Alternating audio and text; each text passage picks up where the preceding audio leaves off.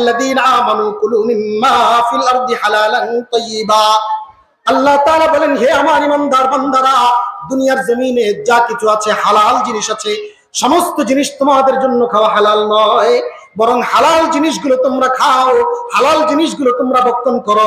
ইয়া আইয়ুহান নাস কুলু মিম্মা ফিল আরদি হালালান তাইয়্যিবা ওয়ালা তাত্তাবিউ খুতুওয়াতিশ শাইতান। শয়তানের পদাঙ্ক অনুসরণ করো না। বলেন এই নিষিদ্ধ, শয়তানের পদাঙ্ক অনুসরণ করা নিষেধ। এটা কার কথা? জোরে বলেন কার কথা? এক নম্বর আল্লাহ তাআলা বললেন, হে আমার ঈমানদার বান্দারা, দুনিয়ার জমিনে বসবাস করার ক্ষেত্রে যা পাইবা তাই খাইবা এমন হবে না, বরং হালাল খাও। ওয়ালা তাত্তাবিউ খুতুওয়াতিশ শাইতান, শয়তানের পদাঙ্ক অনুসরণ করো না। আল্লাহ তাআলা অন্য আয়াতেই বলেন, ইন্নাহু লাকুম আদুউম মুবিন, নিশ্চয়ই শয়তান তোমাদের সুস্পষ্ট শত্রু। বলেন এরপরেও আমাদের সমাজের মধ্যে শয়তানের অনুসরণকারী মানুষ আছে না নাই? জোরে বলেন, সমাজের মধ্যে শয়তানের অনুসরণকারী মানুষ আমাদের সমাজের মধ্যে আছে না নাই? তাহলে এক নম্বর, শয়তানের অনুসরণ করে আল্লাহর বিধানকে বাদ দিয়ে। এই আয়াতে কারীমার মধ্যে আল্লাহ তাআলা বলেছেন, যা কিছু খাও হালাল খাও। হালাল খাওয়ার কথা বলেই বলছেন সাবধান খাবার দাবারের ক্ষেত্রে, ওয়ালা তাত্তাবিউ খুতুওয়াতিশ শাইতান, শয়তানের পদাঙ্ক অনুসরণ করো না। আপনাদের কাছে আমি প্রশ্ন করি, শয়তানের অনুসরণের সাথে হালাল খানার কি সম্পর্ক? বুঝতেছেন নি কথা আমার? শয়তানের অনুসরণের সাথে হালাল খানার কি সম্পর্ক?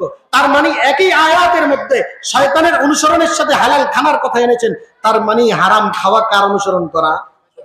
জোরে কোন? তাহলে যারা আমাদের সমাজের মধ্যে হারাম খায় এরা কার অনুসরণ করে? যারা সমাজের মধ্যে সুদ খায় কার অনুসরণ করে? যারা সমাজের মধ্যে ঘুষ খায় কার অনুসরণ করে? যারা সমাজের মধ্যে চা খাওয়ার কথা বলে বাড়িওয়ালাদের কাছ থেকে চাঁদার টাকা নেয় কার অনুসরণ করে? আপনারা কষ্ট হইতেছে, রাগ করছেন, তাহলে আওয়াজ নাই কেন? যারা সমাজের মধ্যে হারাম খায় কার অনুসরণ করে? তাহলে এক নম্বর হচ্ছে অনুসরণ করার দিক থেকে শয়তানের অনুসরণ করা। দুই নম্বর হচ্ছে অন্ধভাবে অনুসরণ, নিজের বাপ দাদার অনুসরণ করা। কিসের অনুসরণ করা? বাপ দাদার অনুসরণ করা। এই ব্যাপারে আল্লাহ তাআলা কোরআনে কারীমের মধ্যে বলেন, ওয়া ইযা ক্বিলা লাকুম তাআলাউ ইলা মা আনজালাল্লাহু ওয়া ইলার রাসূল। আল্লাহ তাআলা কোরআনে কারীমের মধ্যে বলেন, ওয়া ইযা ক্বিলা লাকুম তাআলাউ ইলা মা আনজালাল্লাহু ওয়া ইলার রাসূল, যখন তাদেরকে বলা হয়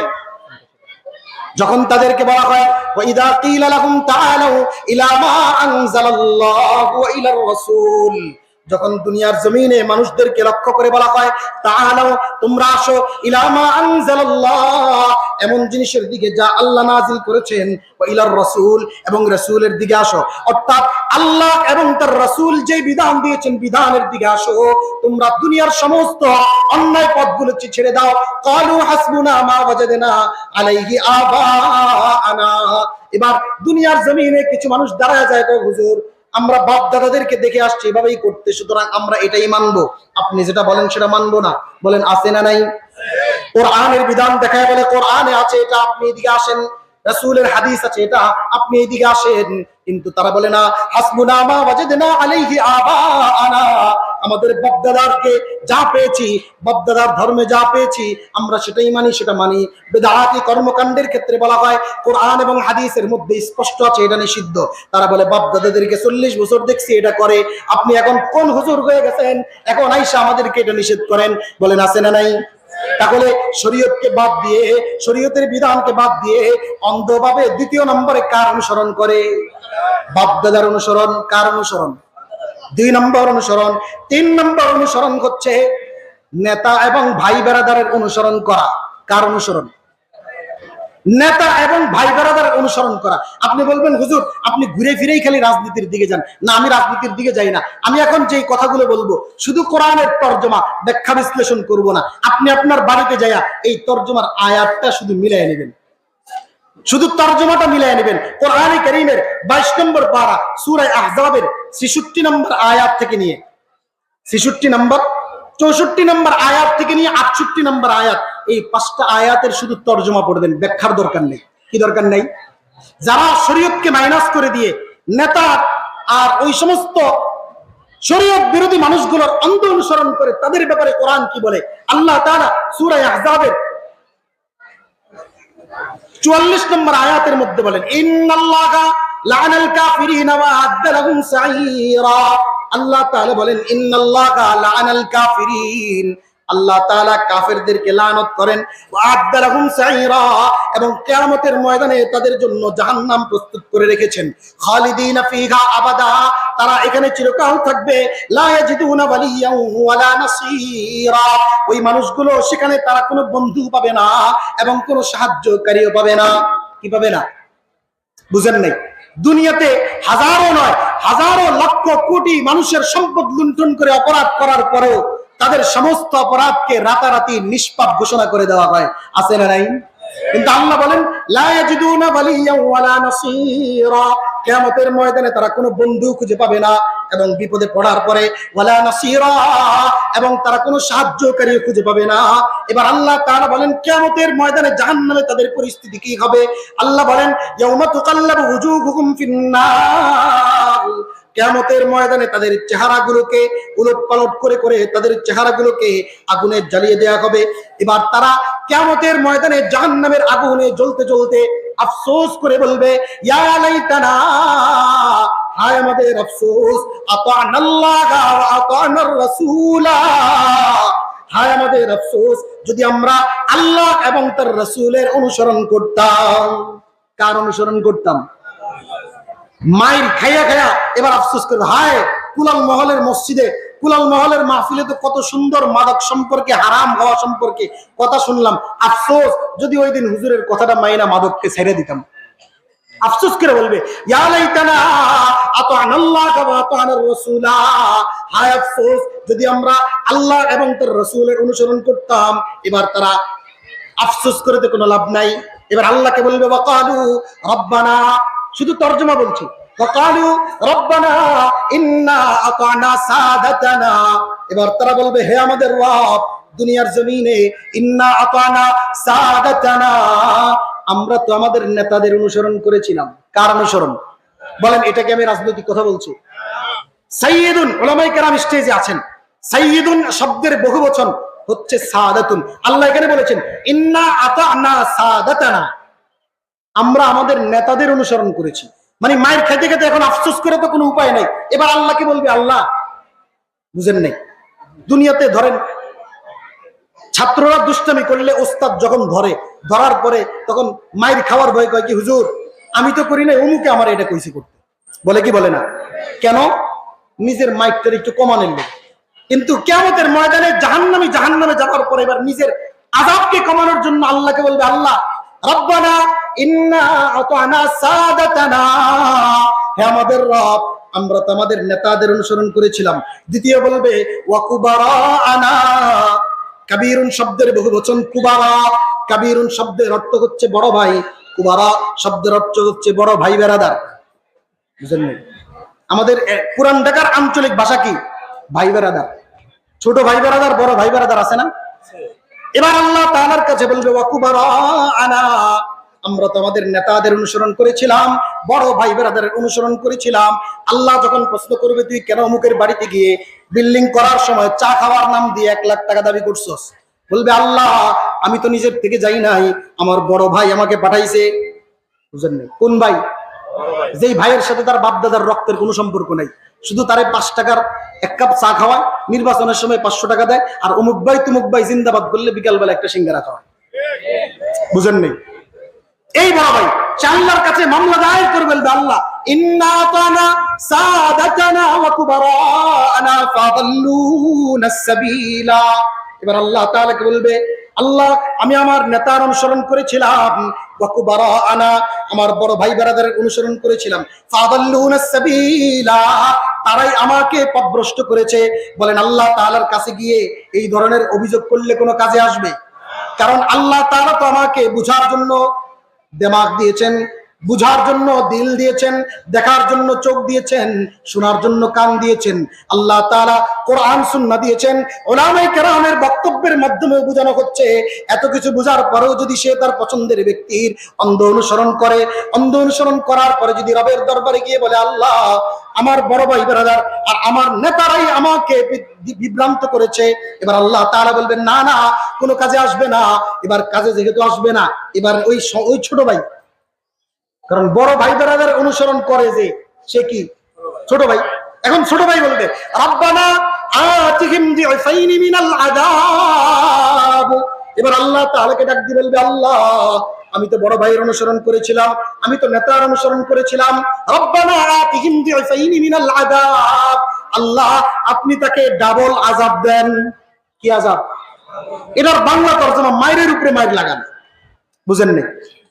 রব্বানা আতিহিম দিফাইনি মিনাল আযাব, হে আমাদের রব আপনি আমার বড় ভাই ব্রাদারকে আর নেতাদেরকে মায়ের উপর মার লাগান, বল আনহুম লানান কাবীরা, এবং আপনি তাকে সবচেয়ে বড় অভিসম্পাদ করে দেন, অভিশপ্ত করে দেন।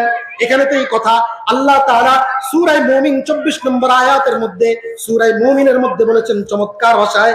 আল্লাহ তাআলা বলেন, ওয়া ইয ইয়াতাহাজ্জুনা ফিন-নার, ওই যে ছোট ভাই আল্লাহর কাছে বলবে, আল্লাহ আপনি ওরে ডাবল মার দেন, মায়ের উপরে মার লাগান। এবার মায়ের উপরে মার লাগানোর এই কথা শোনার পরে ওই যে উস্তাদের কাছে যখন ছাত্র ধরা খায়, তখন কয়, আল্লাহ হুজুর আমারও তো আমাকে অমুকে কইছে। তখন মায়ের মরি বিচার শেষ হওয়ার পরে যখন সে আবার ফিরত যায়, ফিরত যাওয়ার পরে যে তারা দিয়ে এই কাজটা করাইছে সে কয়, কিরে তুই আমার নাম কইছিস কি লেগে? বলে কি বলে না? এবার আল্লাহর কাছে যখন সে বলবে, আল্লাহ ওরে ডাবল বাইক দেন, আমি ওর অনুসরণ করছি এই জন্য সে আমাকে পথভ্রষ্ট করেছে। এবার যখন জাহান্নামে যাওয়া যাবে, যাওয়ার পরে বড় ভাই ওরে ধরবে। বড় ভাই কি করবে? ধরবে। ধরার পর আল্লাহ তাআলা এই চিত্র বয়ান করেছেন সূরা মুমিনের 47 নম্বর আয়াত থেকে নিয়ে। আল্লাহ তাআলা বলেন, ওয়াইদ ইয়াতাহাজ্জুনা ফিন-নার, পরস্পর উভয় দল, অর্থাৎ নেতা আর নেতার ছোট ভাই চামচারা, কি দল? কয় দল? আমি তর্জমা করতেছি, উলামায়ে কেরাম সাক্ষী, এখানে আমি ব্যাখ্যাও করতেছি না, আমার পক্ষ থেকে শব্দও ঢুকাচ্ছি না। এই উভয় দল জাহান্নামে যাওয়ার পরে ঝগড়ায় লিপ্ত হবে, বাকবিতণ্ডায় লিপ্ত হবে, লিপ্ত হয়ে বলবে, ওয়াইদ ইয়াতাহাজ্জুনা ফিন-নার وإذ يتحاجون في النار فيقول الضعفاء للذين استكبروا إنا كنا لكم تبعا। এবার তারা পরস্পর যখন ঝগড়ায় লিপ্ত হবে, বাকবিতণ্ডায় লিপ্ত হবে, ফায়াকুলু দুআফাউ লিল্লাযিনা ইসতাকবারু, যারা দুর্বল ছিল তারা শক্তিশালীদেরকে বলবে। এখানে শব্দ কি? দুর্বলরা শক্তিশালীদেরকে বলবে, সেখানে ছিল বড় ভাইদেরকে। এখন বুঝে থাকলে বলেন, দুনিয়াতে বয়স কম হলেও পাওয়ার বেশি থাকলে এই কি হয়ে যায়? জোরে কর না, বড় ভাই কি হয়ে যায়? বড় ভাই। এবার ফায়াকুলু দুআফাউ লিল্লাযিনা ইসতাকবারু, যে ছোট ভাই থাকে সে হচ্ছে দুর্বল, যে বড় ভাই থাকে সে হচ্ছে শক্তিশালী। এবার আল্লাহ বলেন, ফায়াকুলু দুআফাউ লিল্লাযিনা ইসতাকবারু, দুর্বলরা শক্তিশালীদেরকে বলবে, ফায়াকুলু দুআফা, দুর্বলরা বলবে, লিল্লাযিনা ইসতাকবারু, যারা বড়, ইন্না কুন্না লাকুম তাবা, তবে তোরই তো দুনিয়াতে অনুসরণ করেছিলাম, তুই যা বলতি, তুই যা করতে বলতি সব করে দিতাম, চাঁদাবাজি করেছি তোর কথাই করেছি, মানুষের উপর জুলুম করেছি তোর কথাই বলেছি, আক্রমণ করেছি তোর কথাই বলেছি, সমস্ত কিছুই তোর। ইন্না কুন্না লাকুম তাবা, দুনিয়াতে মানুষকে মার্ডার করেছি, আদালতে গিয়েছি, তোর এক ইশারায় জজ সাহেব আমাকে নির্দোষ ঘোষণা করে দিয়েছে। আছে না নাই? 7 খুন মাফ হয়ে যায় বড় ভাইয়ের এক ইশারার মধ্যে, বড় ভাইয়ের এক সুপারিশের মাধ্যমে। এবার সে বলবে, ইন্না কুন্না লাকুম তাবা ফাহাল আনতুম মুগনুনা আন্না নাসীবাম মিনান নার, দুনিয়াতে তো অনেক বড় ক্ষমতা দেখাইতি, এবার জাহান্নামের আযাব থেকে কিছু অংশ কমায় দে। বলেন, কিছু অংশ কমানোর কোন ক্ষমতা জাহান্নামের আগুনের? দুনিয়ার জমিনে সাদাকে কালো বলা যায়, কালোকে সাদা বলা যায়, সব করা যায়, কিন্তু কিয়ামতের ময়দানে ওই বড় ভাইয়ের কোনো পাওয়ার আর ক্ষমতা থাকবে? এবার কি করবে জানেন? বড় ভাই কি বলবে? বড় ভাই বলবে, ইন্না কুল্লুম ফিহা, বেটা তুই যে জায়গায় আমিও তো এই জায়গায়, তোর যেই গতি আমারও সেই গতি।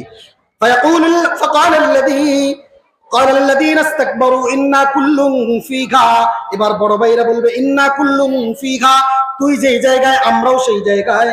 ইন্নাল্লাহা ক্বাদ হাকামা বাইনাল ইবাদ, আল্লাহ তাআলাই তার বান্দাদের মাঝখানে এই চূড়ান্ত সিদ্ধান্ত ঘোষণা করে দিয়েছেন, অর্থাৎ তুইও জাহান্নামে থাকবি, আমিও জাহান্নামে থাকবো। এই চূড়ান্ত সিদ্ধান্ত কার? বলেন, দুনিয়ার জমিনে যারা নেতাগিরি করেছে আর চামচাগিরি করেছে, যারা বড় ভাই ছিল আর ছোট ভাই ছিল, প্রত্যেকের পরিস্থিতি যে সিদ্ধান্ত এটা করেছেন কে? ইন্নাল্লাহা ক্বাদ হাকামা বাইনাল ইবাদ, ইন্নাল্লাহা ক্বাদ হাকামা বাইনাল ইবাদ। আল্লাহ তাআলা তার বান্দাদের মাঝখানে চূড়ান্ত সিদ্ধান্ত ঘোষণা করে দেন।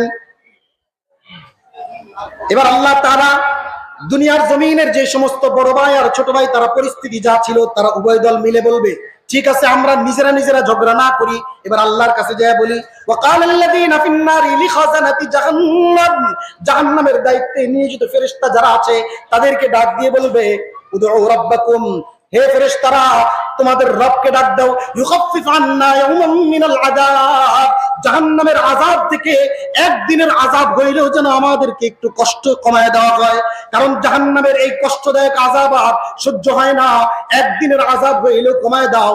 এবার আল্লাহর পক্ষ থেকে নিয়োজিত ফেরেশতারা জবাব দিবে, আল্লাহর পক্ষ থেকে নিয়োজিত ফেরেশতারা জবাব দিবে, ক্বালু আওয়ালাম তাকু তাতিকুম রুসুলুকুম বিল বায়িনাত, তোমাদের কাছে কি আল্লাহর পক্ষ থেকে নিয়োজিত রাসূলগণ, আল্লাহর পক্ষ থেকে নিয়োজিত দূতগণকে তোমাদের কাছে আসে নাই সুস্পষ্ট বিবরণ নিয়ে? ক্বালু বালা, এবার তারা বলবে অবশ্যই। ক্বালু ফাদউ, এবার ফেরেশতারা বলবে তোমাদেরকে কুলাল মুগলের মাহফিল থেকে স্পষ্টভাবে সুস্পষ্টভাবে সতর্ক করা হয়েছে, তোমরা শুনেছিলে কিনা? বলে হ্যাঁ শুনেছিলাম, কিন্তু মানি নাই। এবার ফেরেশতারা বলবে ক্বালু ফাদউ, সুতরাং ডাকতে থাকো, চিৎকার করতে থাকো, চেঁচামেচি করতে থাকো। ওমা দুআউল কাফিরিনা ইল্লা ফি দালাল, কাফেরদের চিৎকার চেঁচামেচি জাহান্নামের মধ্যে যতই চিৎকার আর চেঁচামেচি করুক না কেন, এটা শুধুই তাদের ব্যর্থতা, এই ব্যর্থতা ছাড়া আর কিছু নয়। বলেন তো, সূরা আহজাব আর সূরা মুমিন থেকে যে আয়াত বললাম, এই আয়াতগুলোকে আমি ব্যাখ্যা করেছি না শুধু তরজমা করেছি? এই তরজমা, এই 9টা আয়াতের তরজমা শোনার পরে কোন বুদ্ধিমান ব্যক্তি তার পছন্দের ব্যক্তি অথবা দলের অন্ধ অনুসরণ করার দুঃসাহস দেখাইতে পারে না। এখন কোন ব্যক্তি যদি এই কথা মনে করে যে আমি অন্ধ অনুসরণ করি, কে বলছে? আমি তো আমার পছন্দের ব্যক্তিকে মানি, রাজনীতির জন্য মানি না। দুনিয়ার কোথাও আপনার পছন্দের ব্যক্তি অথবা দল অথবা ভাবদাদার কোন ধর্মকে অন্ধভাবে অনুসরণ করার কোনো সুযোগ নাই। একমাত্র অন্ধভাবে যদি না দেখে বিশ্বাস করতে হয়, অন্ধভাবে যদি অনুসরণ করতে হয়, সেটা হচ্ছে আল্লাহ এবং তার রাসূলকে যদি বিশ্বাস করতে হয়, নির্দ্বিধায় বিনা বাক্যে যদি মেনে নিতে হয়, সেটা হচ্ছে কোরআন এবং সুন্নাহ। কোরআন সুন্নাহর কাছে কোনো যুক্তি চলে না, কোরআন সুন্নাহর কাছে কোনো নেতার নেত্রী টিকতে পারে না, কোরআন সুন্নাহর কাছে নিজের দল টিকতে পারে না। যেখানেই কোরআন সুন্নাহ একদিকে থাকবে, নিজের দল যদি আরেক দিকে থাকে, সেখানে কোরআন সুন্নাহর কথাকে নির্দ্বিধায় নির্বাক্যে মেনে নিতে হবে। যদি সেই কোরআন সুন্নাহর বিপরীতে গিয়ে নিজের দল আর ব্যক্তিকে পছন্দের অনুসরণ করে, পছন্দের দল আর ব্যক্তিকে অনুসরণ করে, খোদার কসম করে বলে যায়, কোরআন সুন্নাহর বিরুদ্ধে যাওয়ার কারণে তার ঈমান থাকতে পারে না। সুতরাং কয় কারণে আমাদের সমাজ নষ্ট হয়? 4 কারণ। 1 নম্বর মাদকের কারণে, 2 নম্বর জুয়ার কারণে, 3 নম্বর পছন্দের ব্যক্তি অথবা দলকে অন্ধ অনুসরণ করার কারণে, 4 নম্বর অশ্লীলতা আর বেহায়াপনা। হযরত চলে আসছেন, যতটুকু কথা বলেছি এটাও বেয়াদবি, হযরতের সামনে আলোচনা করা আমার ঠিক হয় নাই, কিন্তু 2টা আয়াতের তরজমা শেষ করার জন্য আমি বলেছি। যতটুকু কথা বললাম, আল্লাহ তাআলা বললেন